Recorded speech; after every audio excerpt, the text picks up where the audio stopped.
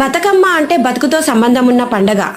అంటే బతుకు ఎలా ఉండేది, వాళ్ళు ఎలా ఉన్నారు, ఇప్పుడు ఎలా ఉంటున్నాం, అంటే వాళ్ళని తలుచుకుంటూ వాళ్ళు ఎలా జీవించారు వాళ్ళ కాలంలో.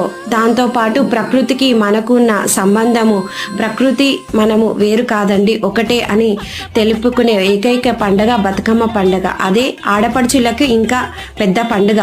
అందరూ ఒక చోట చేరి ఆడపడుచులందరూ ఆటపాటలు ఆడుతూ వాళ్ళని తలుచుకుంటూ జరుపుకునే పండగే బతుకమ్మ పండగ.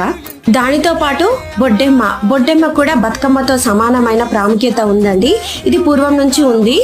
బొడ్డెమ్మ ఎలాగో బతుకమ్మ కూడా అలాగనే, కానీ బొడ్డెమ్మను మట్టితోటి, పుట్టమన్నితోటి తయారు చేసి దొంతరాలుగా వేస్తారండి. 3, 5 తర్వాత 9 ఇలా వేస్తూ ఉంటారు. దీని గురించి మరొక వీడియోలో తెలుసుకుందాము. ఇలాగే బతుకమ్మ గురించి మనం ప్రతి ఒక్క వీడియోలో తెలుసుకుందాం. నా వీడియో కనుక నచ్చిందా లైక్ చేయండి, సబ్స్క్రైబ్ చేయండి.